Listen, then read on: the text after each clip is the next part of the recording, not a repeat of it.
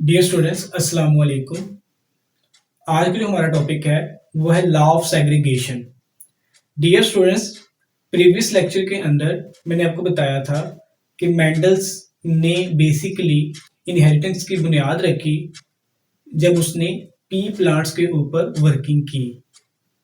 उसने बताया था कि प्लांट्स के अंदर बल्कि हर लिविंग ऑर्गेनिज्म के अंदर कुछ ऐसे करैक्टर हैं जो अगली नस्ल के अंदर मुंतकिल होते हैं और फिर वही उन करैक्टर्स को कंट्रोल करते हैं। उसको बाद में इन्हीं फैक्टर को जीन का नाम दे दिया गया। मेंडल्स के दो बहुत इंपॉर्टेंट लॉ हैं, एक है लॉ ऑफ सेग्रीगेशन और एक लॉ है लॉ ऑफ इंडिपेंडेंट असॉर्टमेंट। आज हम उसका पहला लॉ, फर्स्ट लॉ पढ़ेंगे जो है लॉ ऑफ सेग्रीगेशन। तो डियर स्टूडेंट्स, सबसे पहले हम स्टेटमेंट देखते हैं।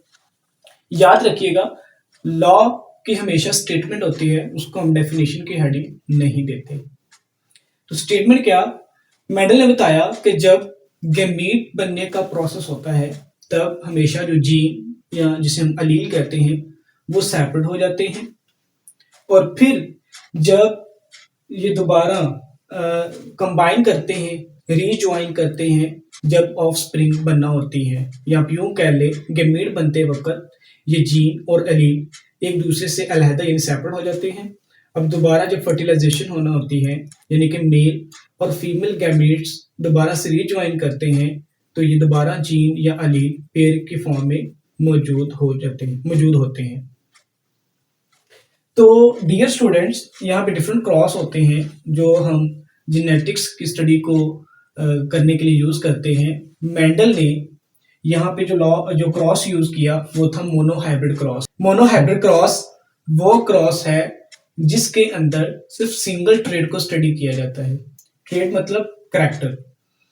मोनो का मतलब ही एक होता है, यानी कि इसके अंदर सिर्फ एक ही आप ट्रेड को, करैक्टर को स्टडी करते हैं तो वो मोनोहाइब्रिड क्रॉस होता है। मेंडल ने इस क्रॉस के दौरान जिस ट्रेड को स्टडी किया वो था सीड शेप।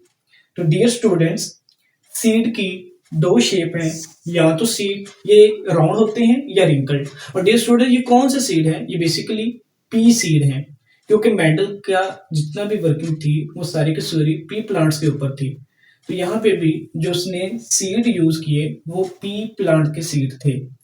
और कॉन्ट्रास्टिंग ट्रेट मैंने आपको पिछले लेक्चर में बताया, ये वो ट्रेट होते हैं जो ऑपोजिट होते हैं और इनके हमेशा ट्रू करैक्टर होते हैं, मतलब या तो ये राउंड होंगे या ये रिंकल होंगे।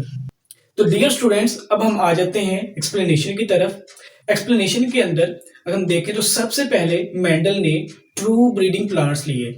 अभी ट्रू ब्रीडिंग प्लांट्स वो ऐसे प्लांट्स होते हैं जिनके अंदर दोनों अलील जो होते हैं वो सेम होते हैं, यानी कि या तो दोनों अलील डोमिनेंट हो या दोनों अलील जो है वो रिसेसिव हो। तो ये जो राउंड थे ट्रू ब्रीडिंग प्लांट्स, उसको क्रॉस किया ट्रू ब्रीडिंग रिंकेड सीड प्लांट्स। तो F1 जनरेशन के अंदर तमाम के तमाम जो सीड थे वो राउंड शेप के थे। अब उसने क्या किया, नेक्स्ट प्रोसेस के अंदर F1 को F1 के साथ क्रॉस करवाया, यानी कि उसको सेल्फ फर्टिलाइज करवाया। तो as a result dear student, second generation के अंदर, नेक्स्ट जनरेशन के अंदर जो हमारे पास सारे के सारे जनरेशन थी, वो देख के बड़ा हैरान हुआ कि करवाया तो मैंने राउंड सीड प्लांट्स को क्रॉस है, लेकिन यहाँ पे मेरे पास रिंकल सीड के प्लांट्स भी मौजूद है। इसके पहले हम एग्जैक्ट वैल्यूज देख लेते हैं। डियर स्टूडेंट्स, जो सेकंड जनरेशन के अंदर टोटल प्लांट्स थे वो थे 7324। अब इस 7324 के अंदर जो राउंड थे, अब इन 7324 के अंदर जो राउंड प्लांट्स थे वो थे 5474, जबकि जो रिंकल थे वो थे 1850। डियर स्टूडेंट्स, अगर इसको हम परसेंटेज में देखें तो ये 75% जबकि ये 25% बनता है। अगर इसको हम वैसे देखें तो ये 3 मतलब ये 75 कर ले और इसको हम देखें तो ये 25% आ गया।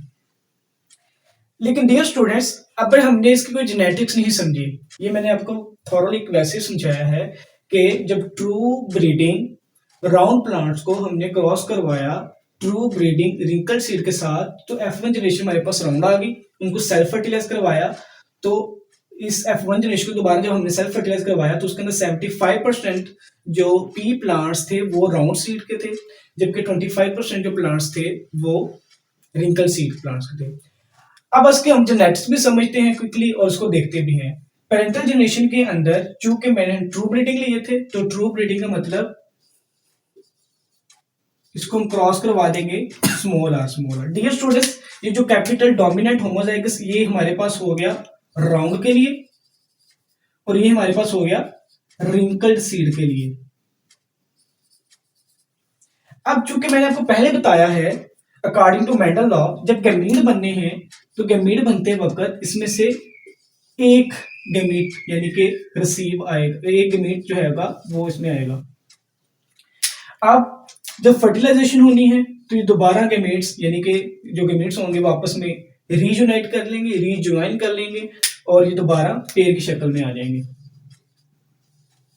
अब डियर स्टूडेंट्स, अगर हम रिजल्टिंग ऑफस्प्रिंग यहाँ पे देखें तो ये जो रिजल्टिंग ऑफस्प्रिंग है वो हमारे पास क्या होगा, राउंड होगा।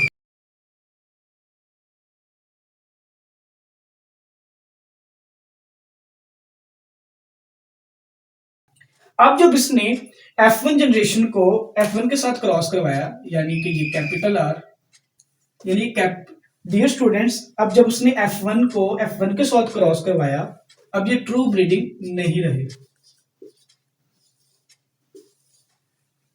अब देखिए यहाँ पे जब गैमेट्स बनने हैं, अगेन ये दोनों अलील एक दूसरे से क्या हो जाएंगे, सेपरेट हो जाएंगे, और इस दफा ये दोनों अलील गैमेट्स के अंदर क्या होंगे, शुमार होंगे। क्योंकि यहाँ पे दोनों अलील एक जैसे थे तो सिर्फ एक अलील हमने निकाल लिया, लेकिन यहाँ पे दोनों अलील डिफरेंट है तो दोनों ही गैमेट्स में आ जाएंगे, लेकिन ये दोनों सेपरेट होंगे। अब डियर स्टूडेंट्स, F2 जनरेशन की हम बात करें तो F2 जनरेशन को हम पुनेट स्क्वायर के थ्रू करते हैं।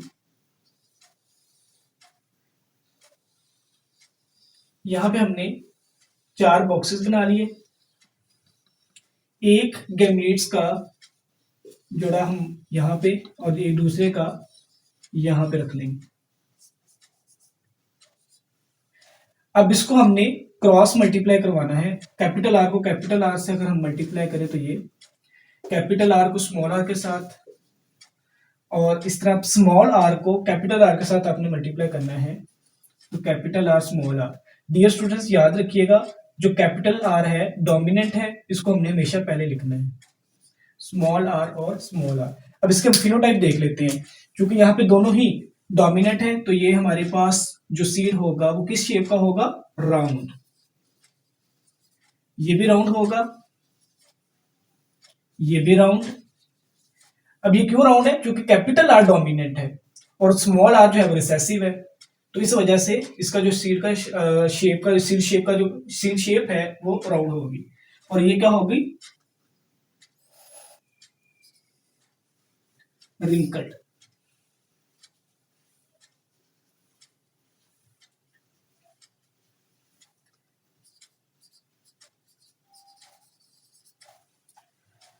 तो यू डियर स्टूडेंट्स, हमने यहाँ पे देखा कि यहाँ पे भी हमारे पास एक और उनको सिंप्लीफाई करें तो ये 3:1 थी, और यहाँ पे भी हम देखें तो 3:1, 3 मतलब 3 हमारे पास, इसको हम देखें तो ये राउंड है और 1 हमारे पास है रिंकल्ड।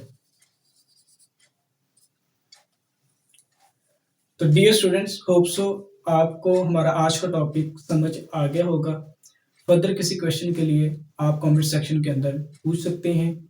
आज के लिए इतना ही, फिर मिलते हैं नेक्स्ट वीडियो में, तब तक के लिए अल्लाह हाफ़िज़।